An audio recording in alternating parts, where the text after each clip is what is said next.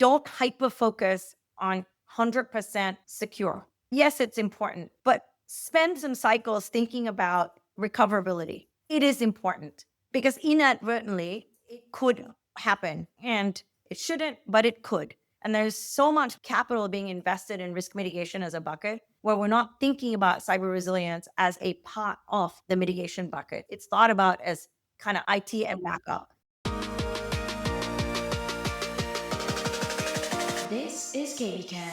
Are they completely As a cybersecure? primary target for ransomware campaigns, Is that's used to security and 20%. testing and performance and scalability Risk and all that? compliance. We can actually automate that. Take that data and use it. Joining me back on the show is Kavitha Mariappan, the new Chief Transformation Officer at Rubrik, and today we're discussing the future of data protection. Cav, welcome back and congratulations on your new appointment. Thank you, Carissa. And it's fantastic to be back on your show. Hope all's well. Okay, so I'm really keen to hear from your perspective, Cav. Now, cyber resilience, everyone's talking about it, everyone's got different versions. So perhaps let's start there. I'm keen to hear your version of cyber resiliency or business continuity, or what does that look like in your eyes? Chris, at the end of the day, I think we have the majority of the industry really focused on detection and prevention, right? I spent many years at Zscaler prior to this, for example. Most of us in the security world, we're really focused on making sure we're identifying or can identify threats and prevent them. But here's the thing. It's never 100% foolproof. At the end of the day, one security strategy must encompass resilience and recovery, right? A comprehensive security strategy that assumes breach. In the corner case, in the off chance that you do get breached, what happens? Are you prepared? Right. And so resilience is really about assuming breach and preparing to recover quickly. And I'll give you some statistics, right? Rubrik Zero Labs, we've actually found that only 16% of organizations have actually recovered all of their data after paying a ransom, right? So what that tells us, and the data tells us a story that recovery cannot be an afterthought and that you cannot secure for peace, you have to secure for chaos. So 90% of global security leaders have reported a cyber attack in the last year. This is from our own Rubrik Zero Labs report. And breaches are not a possibility. I think the reality of it is that we have to understand that they're inevitable and we have to operate under the pretext that we have to assume breach and be prepared for that. Hence, enter cyber resilience. And that's why cyber resilience has actually become the new strategic imperative, and it should be in every boardroom as a boardroom imperative, because prevention is the cost of entry and recovery is a new differentiator today. And we start with resilience actually, by really understanding what is motivating our threat actors, right? And how will they eventually break through? So the question really comes to how quickly, when a nefarious act is perpetrated, can your organization actually react and restart? That really comes back to having immutable air gap backups of critical data and the ability to rapidly assess that blast radius of that exposure and look at what sensitive data is being exposed, right? So it really means having rehearsed response plans, having tested recovery procedures, and having RTOs and RPOs that are realistic and reliable. Once you have those things in place, and when a ransom note appears, remember what the bad guys are after is those crown jewels. They're after that data that they're trying to exfiltrate and trying to actually monetize on the dark web. So once that, if you've got these measures in place, if you lead with a cyber resilience mindset, then recovery becomes a known quantity and response kicks in like muscle memory.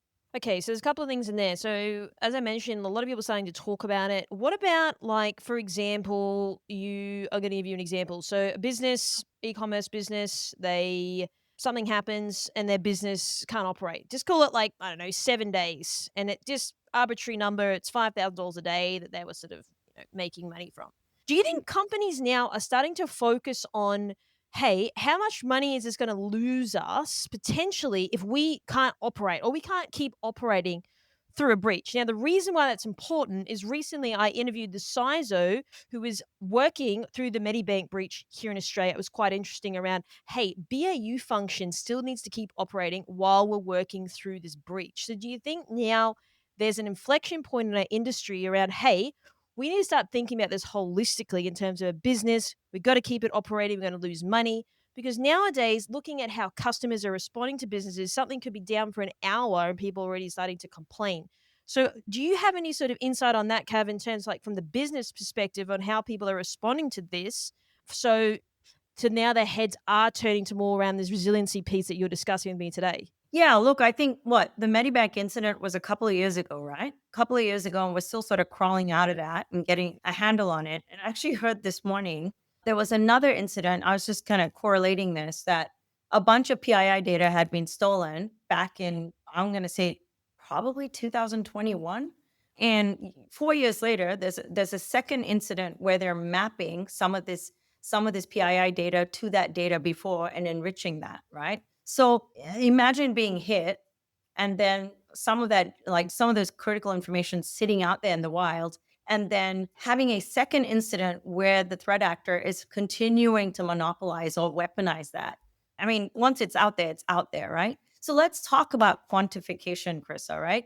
Is there monetary loss? Absolutely. Is there reputational loss? Absolutely. How do we quantify the value of a business's reputation, the viability of a business once they've been breached? Especially, you talk about Medibank, like medical insurance provider. We talk about banks. We'll park consumer business for a moment. Let's just talk about like some of these like highly regulated industries where so much of our valuable information is out there. Talk about government, right? Passport control, I mean, all of these types of things.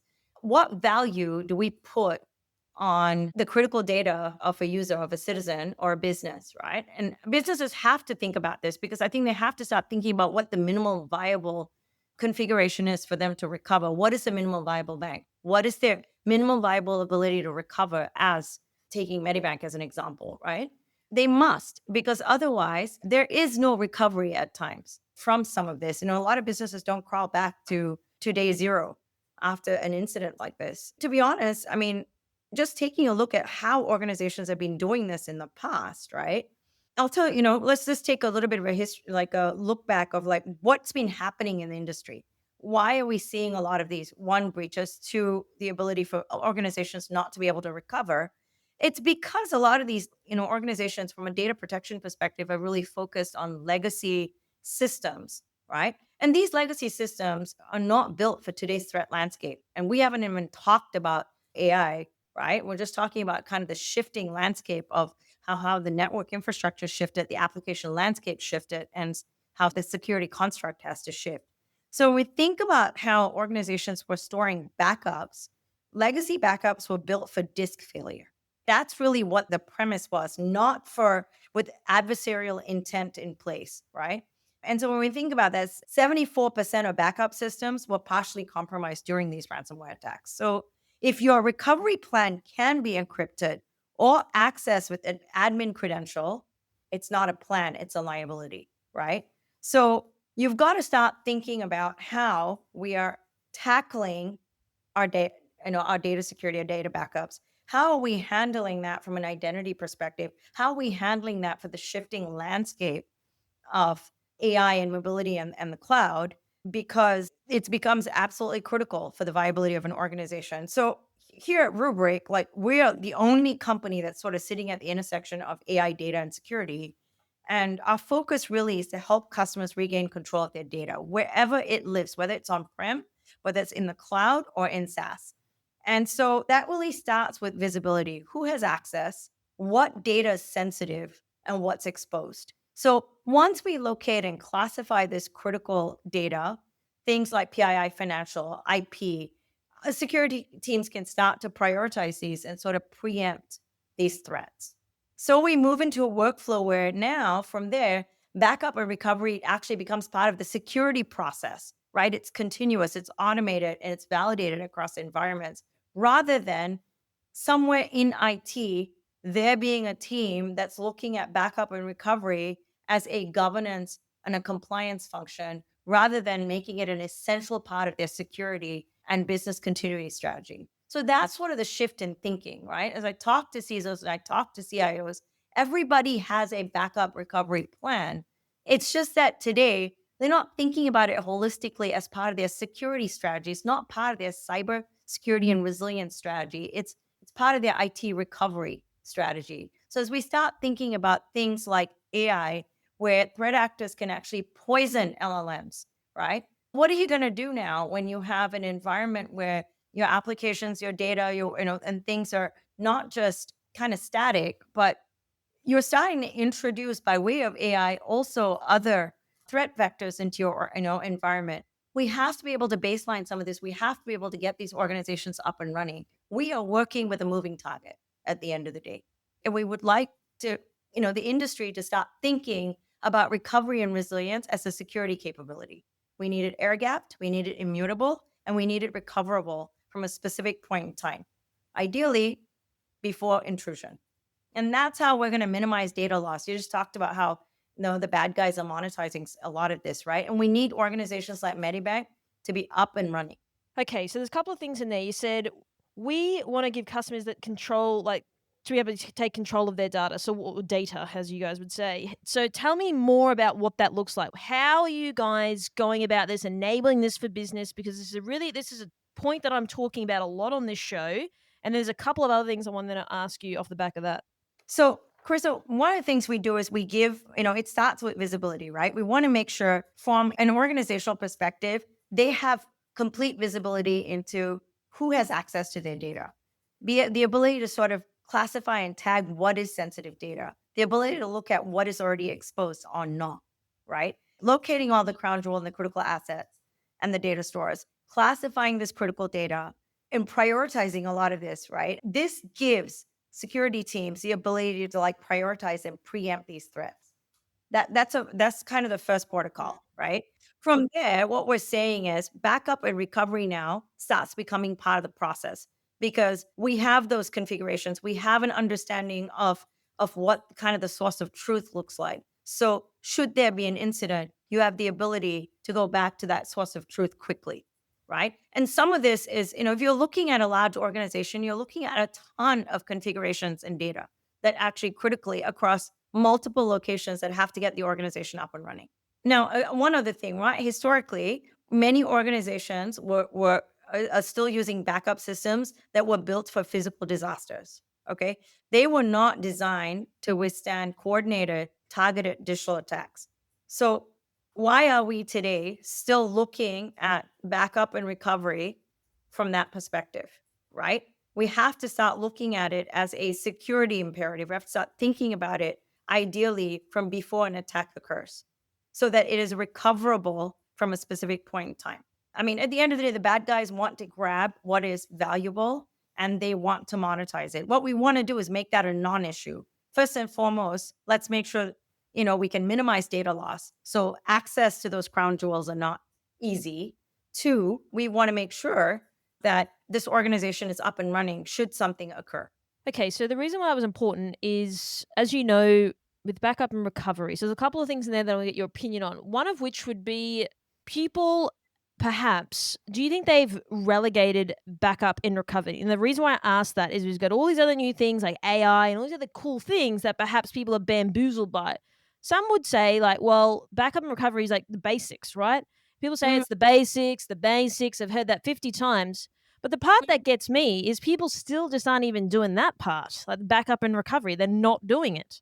Yeah, I think, look, most organizations will have these storage teams within IT are going to have snapshots, right? This is off their file systems, of their configurations. It's there. But you're spot on in saying that so much of this has been treated as plumbing, right? So much of this, an organization to be viable has to have a lot of this set up, right? But it has been a GRC checklist. It has been something that, obviously there should something occur. And it's there from an audit perspective. Yes, we've done it, we've got it, and here's where it is. Very few organizations are making it an integral part of their business strategy and their security strategy, right? And this is what we're trying to say. What happens should you have an incident? So much goes into planning for your tabletop exercises, your red teaming, your blue teaming, your purple teaming, etc. So much goes into the incident. So little goes into thinking about, should there be an incident, how am I going to get up and running? Because historically, we were talking about on-prem, we were talking about data centers, and we were talking about creating snapshots of that, and storage is expensive. We invested in expensive NAS storage, and then we obviously, moved a lot of storage to the cloud as well. But here we're talking about a broad range of workloads, a broad range of modalities, a broad range of devices, and we're adding AI into the mix. Here's the thing, we're all after data, right? At the end of the day, data is what the bad guys are after. That data is what gives us the insights to actually build kind of the right heat maps and telemetry to understand our business. What we're saying is, let's make this a first class citizen. Let us not relegate this to GRC and within your organization. Every CIO and CISO and board director should be thinking about how they're going to manage risk. And as part of that calculus, cyber resilience needs to be on top of that checklist. In fact, many organizations actually have the CFO who owns risk, right? There has to be a certain level of, I would say, awareness within the technical community, the technology community, within the CISO community that we're partnering with our CFOs, we're partnering with our risk owner in the organization, that the risk committee is stood up. If the audit committee is today looking at risk in an organization, typically the audit committee is full up. They have so much on the agenda. Are they getting to risk? We need to make sure that we're looking at risk from a dedicated perspective and that we're looking at it by breaking down silos between security and IT, right? We have to come to the table together and look at how and when, should there be an incident, we can get you up and running quickly and that we minimize the amount of data that's lost. Remember, with double extortion and everything else out there, the one incident is not the end of the incident. If you're in legal, risk, or compliance, you know the stakes and the spreadsheet sprawl. Vanta makes life easier by automating key parts of your security frameworks, from evidence collection to audit readiness. ISO 27001, SOC 2, GDPR. It's all in one platform, built to reduce manual work without cutting corners. Visit vanta.com/KBcast. That's VANTA.com/KBcast to learn more. So can I just ask more of a rudimentary question? Everything you're saying makes sense. So how come we're getting this point now in 2025 where people are like, oh, maybe you should really, put, to your point, first class citizen for data, backup and recovery. So how come like this wasn't high on the priority list maybe historically? Like everything Yeah. you're saying does make sense, and now people are changing their mindset towards it because of the operational side of it. But why do you think that's the case? If we take a step back and talk about digital transformation, many of the conversations you and I have had in interviews over the years as well, right? Where we talk about sort of democratizing access, across the business, because security now is so critical to the viability of the business. IT is no longer like back office enablement. IT and security propel the direction of the business. Innovation is kind of at the heart of all of that. We've started to see kind of this massive shift towards digital transformation, right?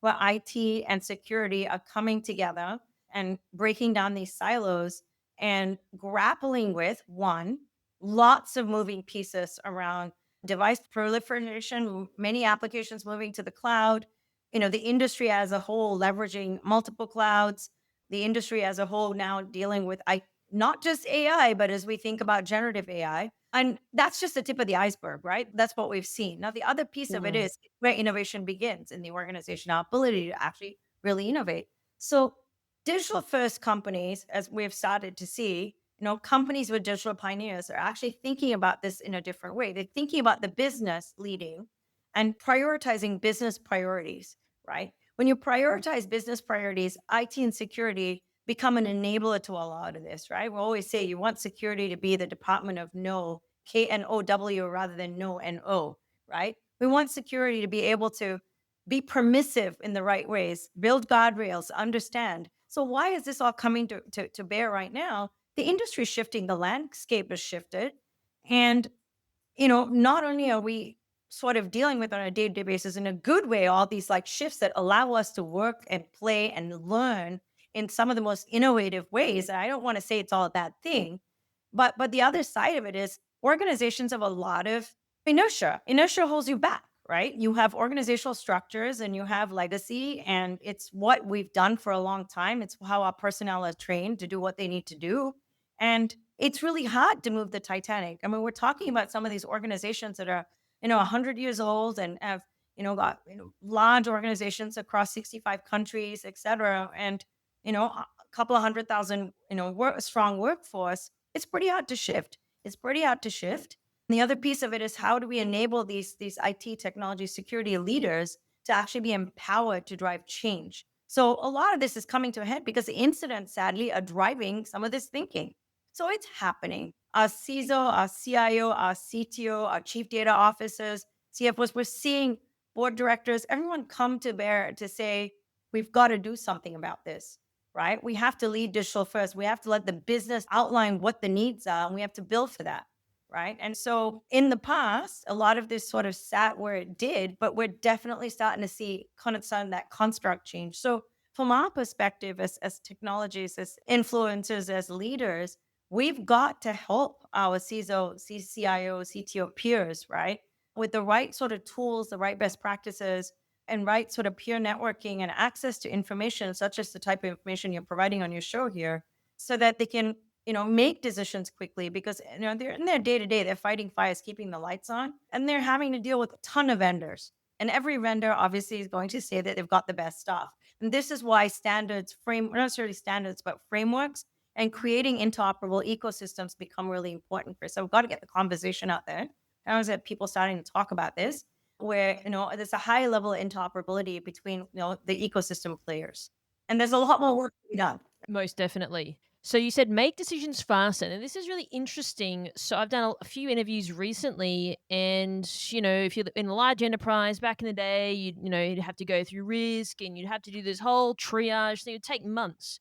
But now we're started seeing this shift towards we have to make decisions faster because of AI and threats that are evolving faster than ever before, and all of these sort of things. So then, how does that then play into given your role as chief transformation officer here at Rubrik? How does that sort of like go hand in hand now? Because we can't sort of sit on making a decision. They have to be informed and calculated, but we can't wait around like we used to back in the day. Right. And so I'm going to say the best evangelist is a happy customer, right? The best evangelist, the best group of evangelists are thought leaders that are willing to actually be risk takers, right? We talked a little bit about inertia in organizations. There are plenty of pioneers out there, CISOs, CIOs, CTOs, et cetera, who have actually embraced the shift. So part of my role here, and here at Rubrik is we're making an investment here because we feel a responsibility, right? Yes, we're a for-profit company, but we feel a responsibility to actually equip the C-suite and the board of directors with best practice sharing, learning, get ourselves entrenched in ecosystem development frameworks, standards, right? It's really lonely at the top. When you're an executive, when you're a CISO of a company, you are the one person, right? And there are lots of things there that you cannot definitely no, you can't disclose to your peers or the market or anyone else, right? It's lonely at the top. We want to make sure that we build a community and an environment for best practice sharing so that there's some connective tissue there, right? That we're sort of gravitating discussions around standardized frameworks and we're equipping CXOs with board ready narratives.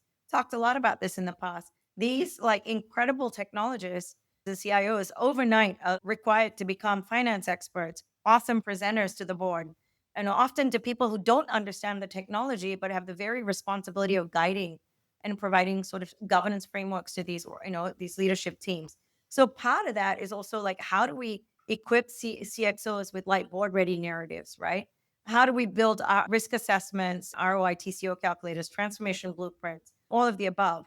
But Krista, one of the interesting things that you touched upon, and I wanted to kind of come back to it a little bit, was when you said, why now? Why is this happening? Right. And, with AI, I'll tell you one thing. If we weren't worried about identity-based threats before, we absolutely should be with generative AI. Because one of the things there's a clear trend that identity infrastructures are being, one, exposed to, infringed upon, right? Our Rubrik Zero Labs report discovered that non-human identities now with agentic AI outnumber human identities 45-1, right? So if we were worried about humans, we should start really being worried about the agentic counterparts that we're creating. And that's why we talk about sort of cyber resilience and data resilience. We really need to start talking about identity resilience as well, because that is usually the first place they hit, right?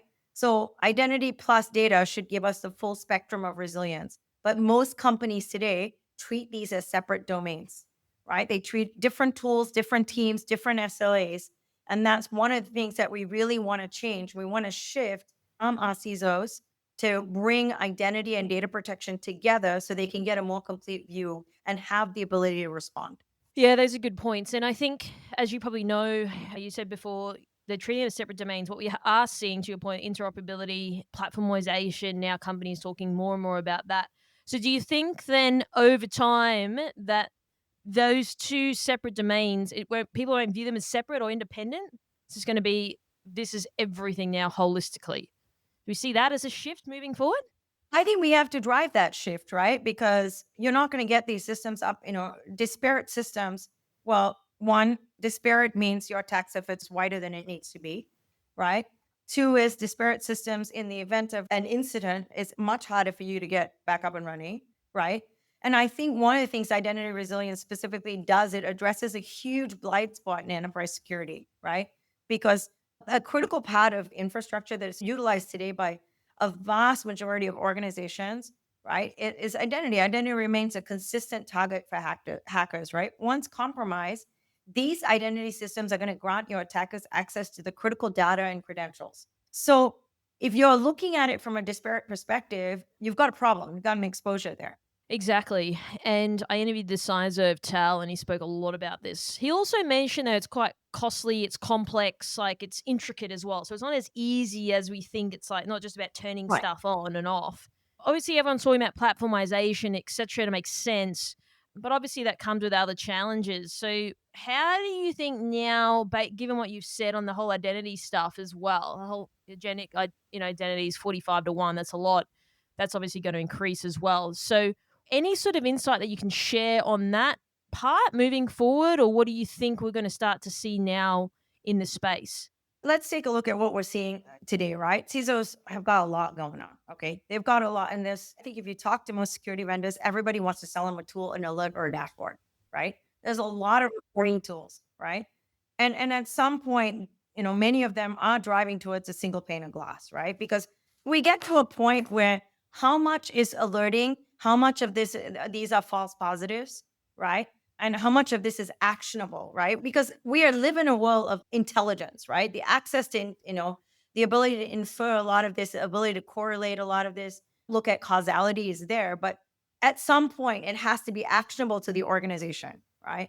So one of the things we're going to look at and we should be focusing on for our peers is that we need to start having these folks think about the fact that don't hyper focus on 100% secure, right? Yes, it's important, but spend some cycles thinking about recoverability, right? It is important because inadvertently it could happen and it shouldn't, but it could. And there's so much capital being invested in risk mitigation as a bucket where we're not thinking about cyber resilience as a part of the mitigation bucket. It's thought about as kind of IT and backup. So I think we've got to get there. And I think the other thing CISOs are asking today is like, how do I keep my business secure? How do I keep the businesses running while I'm scaling cloud, while the organization is leveraging SaaS-based applications, while we're working with IT counterparts in adopting AI and agentic AI and building sort of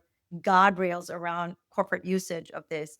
At the same time, how do I meet regulatory requirements in this climate and in many cases not do jail time, right? Because we do have criminal charges, like we're seeing that sort of as a precedence here in the US.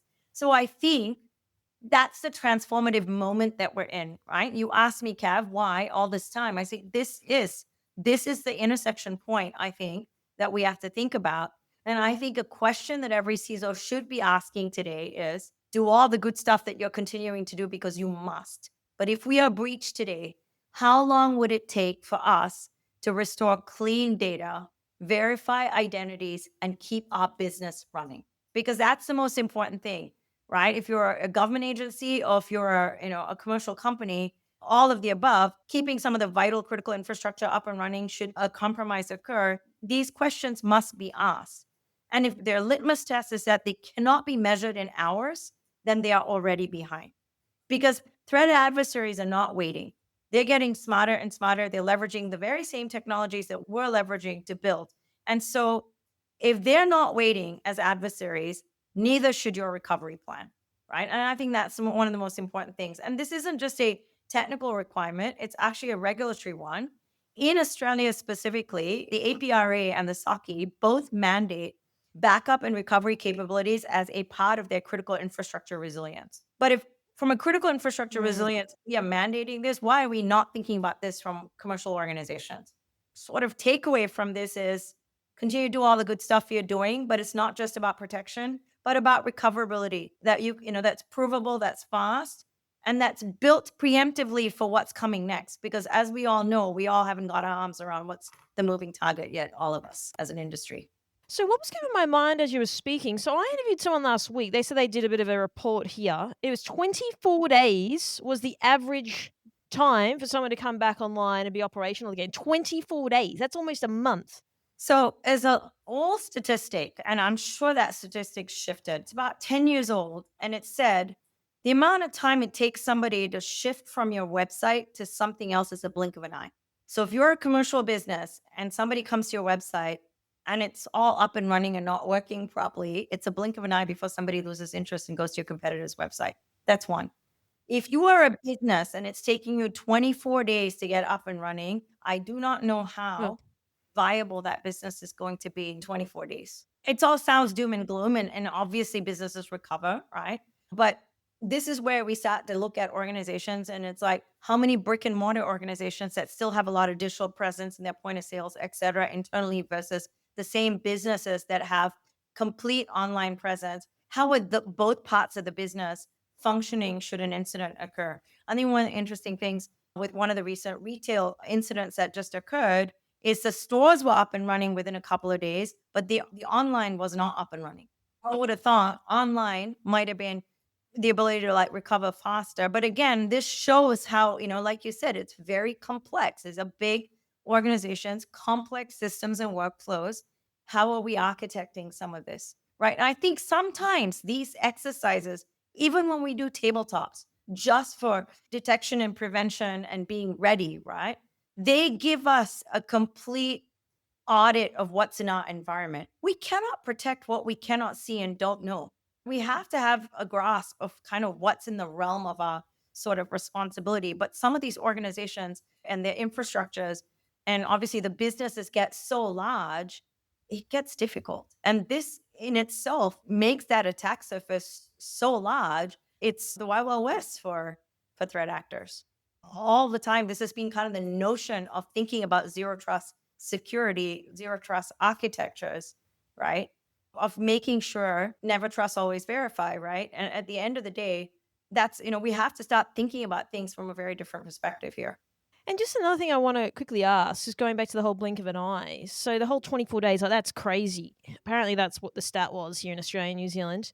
So then do you envision like people are not going to wait 24 days for a business to come up, back up and running, right? And the other thing is if you look on the consumer front, I mean, I do a lot of reconnaissance and looking at comments when these breaches happen. Even the other day where I was leaving, the power was out for an hour and I was super annoyed by that because I couldn't do certain things, right? So it's Right. like imagine 24 days with something not running. So then the other thing is people don't have brand loyalty to businesses like they used to anymore, like to banks, etc. The bank, one of the top 4 banks here in Australia, there was an incident and people were just outraged after a few hours. So then you think about 24 days. So are we going to start to see like these businesses are just not operational anymore because it's just too hard in terms of, reputational damage, also revenue loss, but it's just going to be too hard for them to recover from that, wouldn't you say? I mean, let's think about kind of take an incident and you look at obviously lost critical data, right? That's being monetized. So you've lost some of your intellectual property. You've lost PII data, which is like credentials of your customers, your end customers and users, kind of making them vulnerable. So there's that. Then there is obviously productivity and you're not up and running. So you're not profitable as a business.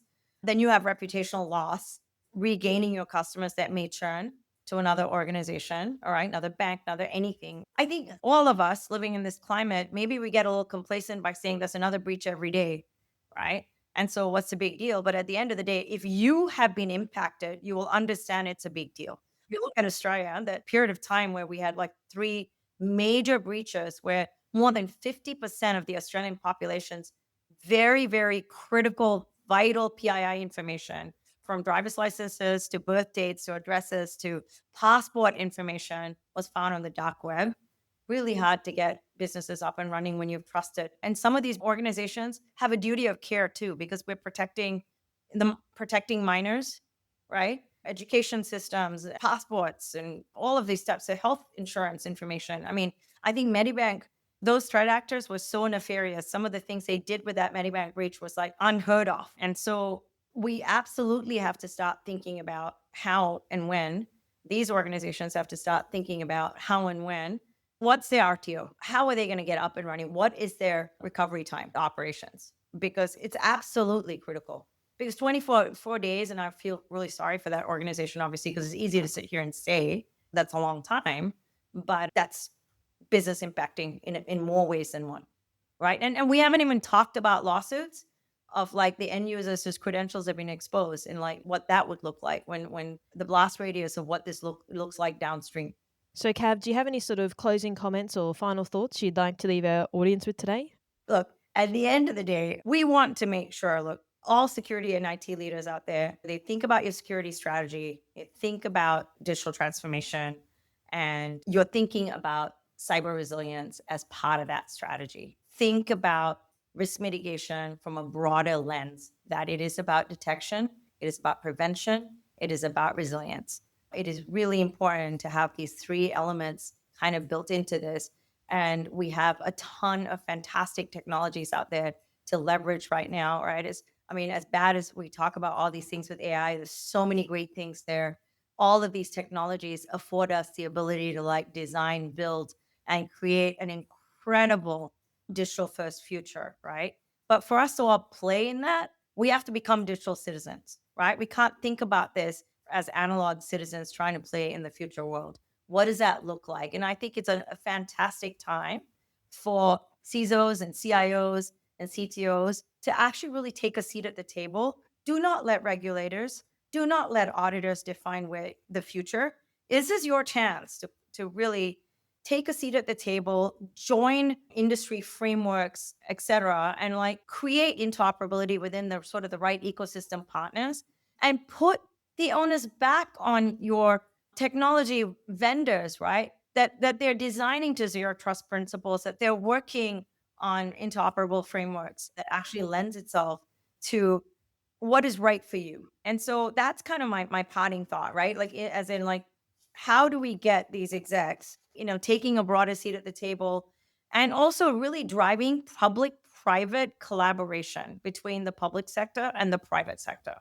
Because a lot of this, as we start looking at what is critical infrastructure, et cetera, I think is really going to have a bunch of crossover, because the last thing we want is regulatory overreach, because it's bad. We're going to regulate you and we're going to, you're going to spend more time doing audits rather than actually putting mitigation plans in place. And I think it's also a great time to start helping define in Australia and New Zealand some of these standards. For example, the EU AI standard, it's like regulations, they're like it's highly sophisticated. It's making the rest of the world look at it and think through some of this, right? I think this is where we can leverage a lot of the learnings as well from sort of other markets and industries. But it absolutely is time for Australia and New Zealand, operators within Australia and New Zealand, to partner and to really sort of start to think about a holistic security strategy.